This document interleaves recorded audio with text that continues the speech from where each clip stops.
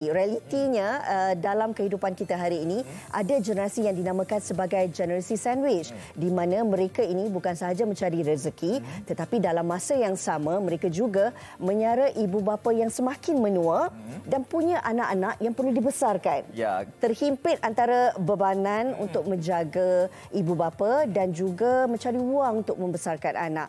Kita nak tahulah bagaimana dari sudut pandang psikologi dan ekologi manusia ini untuk kita benar-benar faham dan cari jalan supaya ia tidak menjadi satu bebanan emosi kepada mereka yang berada dalam generasi sandwich. Ya, kenapa namanya sandwich? Sebab seperti mana yang Rina katakan tadi, mereka yang berada di tengah-tengah sandwich itu, inti itu terhimpit. Di atas dan juga di bawah. Di atas ada roti, di bawah ada roti. Jadi di tengah-tengah terhimpit dan sebagainya. Jadi kita yang berada dekat tengah-tengah ni, kat atas ada ibu bapa, dekat bawah ada anak yang semakin besar. Jadi kita terhimpit dalam situasi itu. Jadi untuk bercakap tentang generasi sandwich itu, kita bersama dengan dua orang tetamu jemputan kita. Kita bersama dengan Dr. Yusni Muhammad Yusof, pensyarah kanan Jabatan Pendidikan Kaunselor dan Psikologi Kaunseling Fakulti Pengajian Pendidikan UPM. Ya. Dan juga bersama dengan kami juga Dr. Asmida Wati Asyari, pensyarah kanan, di belakangnya sambungannya Jabatan Pembangunan Manusia dan Pengajian Keluarga Fakulti Ekologi Manusia UPM. Assalamualaikum kedua-duanya. Terima kasih. Salam. Terima kasih. Okey, tadi saya berikan takrifan untuk pemahaman penonton mungkin secara amnya. Saya pasti doktor boleh mulakan bagaimana sebenarnya kita nak kenali generasi sandwich ini. Adakah ianya wujud dalam kategori lelaki dan juga wanita ini, siapa yang lebih dianggap sebagai generasi sandwich? Okey, terima kasih Rina.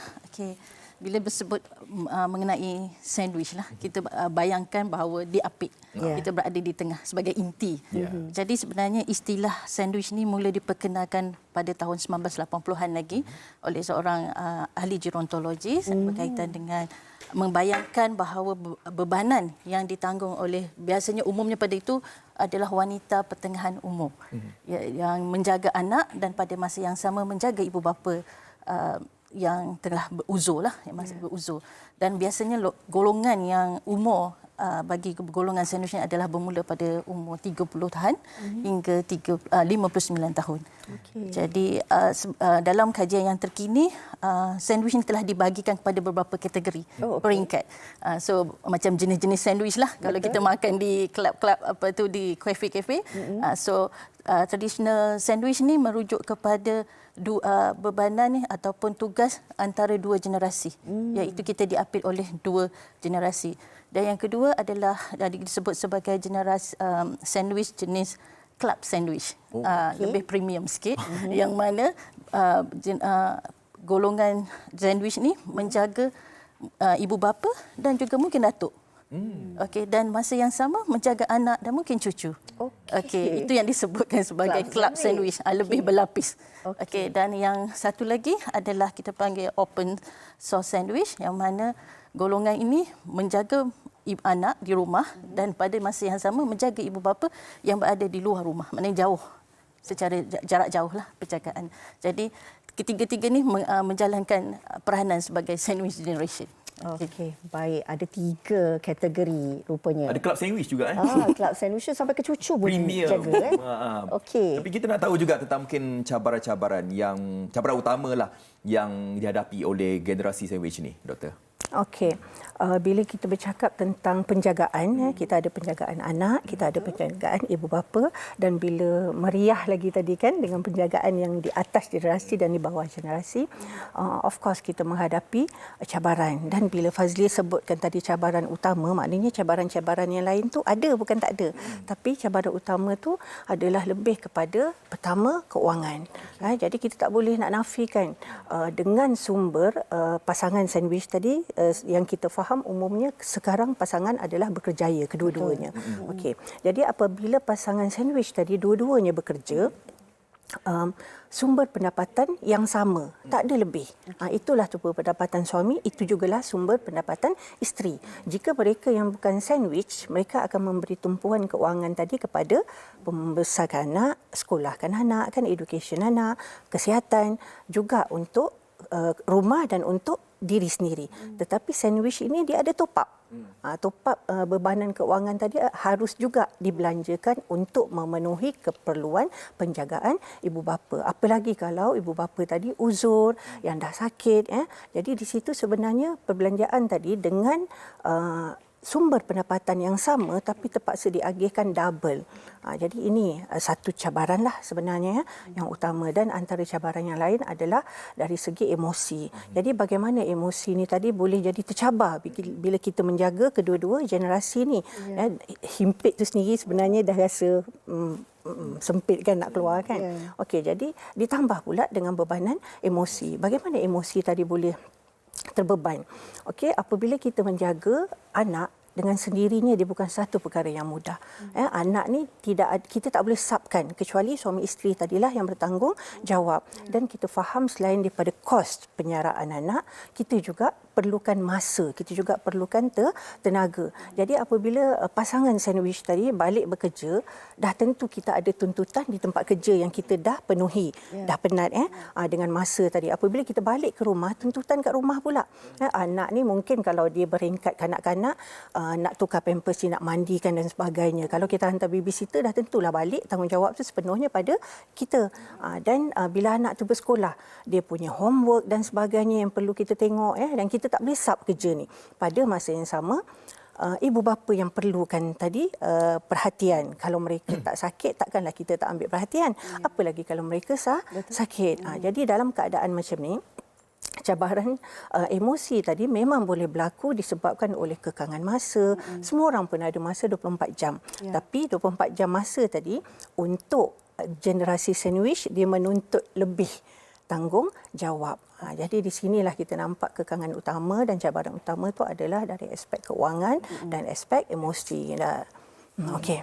Kalau kita lihat apa yang dibincangkan ataupun disentuh oleh doktor tadi, dua cabaran utama ini, cabaran kewangan dan cabaran emosi. Saya nak fokus kepada cabaran emosi ini sebab kita tahu kewangan bagaimanapun kita kena cari jalan bagaimana sebenarnya kita nak menyeimbangkan supaya ekonomi keluarga itu terjamin. Tetapi kalau dari segi emosi, doktor, saya percaya ini juga menuntut keperluan individu yang dianggap sebagai generasi sandwich ini. Bagaimana mereka selain daripada nak menjaga emosi setiap generasi atau setiap lapisan sandwich ini, mereka sendiri juga perlu mempunyai ketahanan emosi yang begitu kuat. Okey, terima kasih. Berkaitan merujuk kepada emosi, biasanya golongan sandwich ini akan mengalami yang kita sebut sebagai burnout. Okey, burnout yang kira satu simptom yang berlaku secara secara langsunglah daripada akibat terlalu penat, kesuntukan masa. Jadi oleh itu sangat penting sebagai kita golongan sandwich, saya juga menganggap diri saya sebagai golongan sandwich, untuk membuat satu perancangan untuk dari segi bagaimana kita menjaga self care ataupun penjagaan kendiri, memperuntukkan masa. Jadi yang saya sebut tadi, perancangan dari segi kewangan perlu dibuat dengan secara efisien. Selain daripada itu, perancangan masa, iaitu kita tak boleh menerima semua tugas. Sebab kita perlu membuat perancangan mengurus tu mengikut kemampuan diri. Okey, sebagai kita walaupun kita perlu akur bahawa bebanan ataupun tanggungjawab itu perlu dikongsi bersama.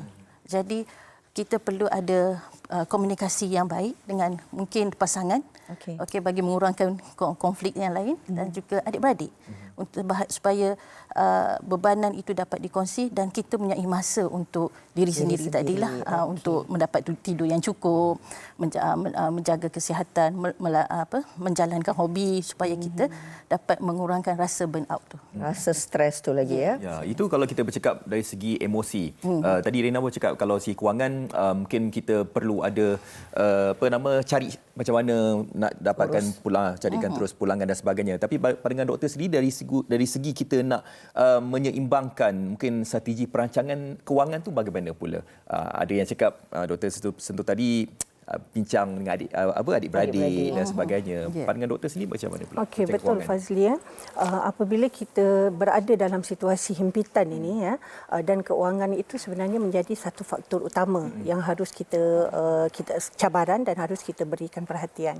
Dan saya melihat bila sebut tentang keuangan, kita harus ada perancangan, dan perancangan itu jangka masa pendek dan jangka masa panjang. Okey, jadi untuk jangka masa pendek itu mungkin selain daripada pasangan sandwich itu sendiri duduk bersama, ya, communicate mesti telus, communicate mesti bagus, ya, lagi-lagi berkaitan keuangan.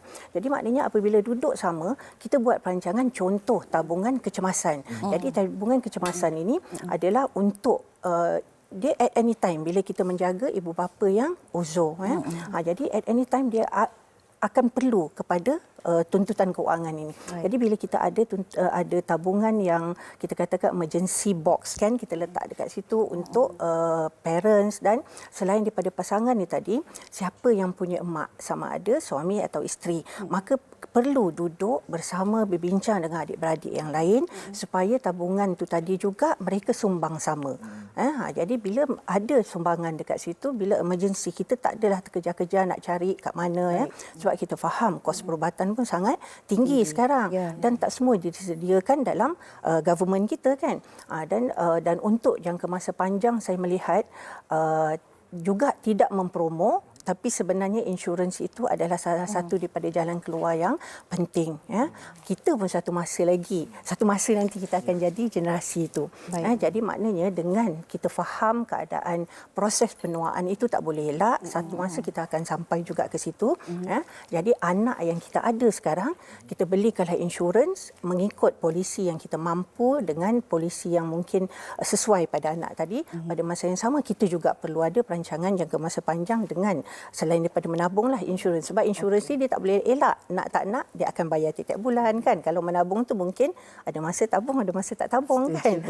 Jadi di situlah sebenarnya saya nampak antara perancangan yang boleh kita atur untuk jangka masa pendek dan panjang dari dalam jangka masa pendek dan panjang. Kita tahu tabungan kewangan dan juga insurans itu menjadi salah satu faktor yang penting untuk kita memastikan beban itu tidak berlarutan. Doktor, kita tak ada masa yang panjang untuk perbincangan ini. Saya kira topik ini sangat menarik. Tetapi kalau kita nak akhiri perbincangan ini, adakah wajar sebenarnya golongan hari ini perlu menjaga ibu bapa, menyiara ibu bapa? Okey. Sebenarnya menjaga ataupun menyiara ibu bapa ni dilihat dalam konteks masyarakat kita, budaya kita, sama ada di Malaysia maupun di Asia, masyarakat Asia melihat bahawa menjaga ibu bapa satu nilai yang murni dan sebagai untuk membalas pengorbanan mereka membesarkan kita sebagai anak. Jadi walau bagaimanapun tanggungjawab ini tidak boleh diwajibkan kepada, maksud baginya tidak wajar untuk setiap anak tu wajib. Istilah wajib tu tidak bolehlah kerana setiap keluarga itu mempunyai keperluan yang berbeza. Mungkin ibu bapa kita sihat ataupun mempunyai kewangan yang stabil, jadi mungkin beban penjagaan itu berkurangan. Jadi pada saya melihat peranan penjagaan ini perlulah berdasarkan persefahaman dan perbincangan mengikut keperluan dan keadaan semasa. Saya setuju dengan apa yang disampaikan oleh doktor tu, sebab menjaga ibu bapa ni bukan sahaja satu nilai yang murni tetapi menambahkan pahala lah untuk kita juga, kan. Dan kita ikut kemampuan kita sebenarnya. Tetapi itulah, nanti kalau kita ada satu masa lagi kita nak bawakan topik ini, bagaimana generasi sandwich ni dalam kalangan wanita sendiri yang tidak berkahwin. Sebab ini bebanannya lagi besar dan lagi luar biasa. Apa pun kita nak ucapkan terima kasih kepada Dr. Yusni Muhammad Yusof, pensyarah kanan Jabatan Pendidikan Kaunselor dan Psikologi Kaunseling Fakulti Pengajian Pendidikan UPM, dan juga Dr. Asmidawati Asyari, pensyarah kanan Jabatan Pembangunan Manusia dan Pengajian Keluarga Fakulti Ekologi Manusia UPM, yang hari ini bersama dengan kita kena faham bahawa realitinya memang ada generasi sandwich ini. Betul. Tapi bagaimana sebenarnya? Kalau ada suami isteri tu bolehlah bahagi-bahagi boleh sikit. Bagi-bagilah kan. Tapi kalau anda berada dalam kategori sandwich itu, anda berada di tengah-tengah itu, saya rasa perlu ada perbincanganlah di kalangan suami isteri, adik-beradik dan sebagainya. Jangan simpan seorang-seorang. Kalau tak mampu beritahu. Ini ada orang macam dah tak mampu lah tapi dia struggle juga nak tolong ibu apa tu, kan. Kawan-kawan boleh tolong tak? Boleh. Boleh. Kalau saya tak ada masalah. Boleh, ya? Tapi bayar balik, ya.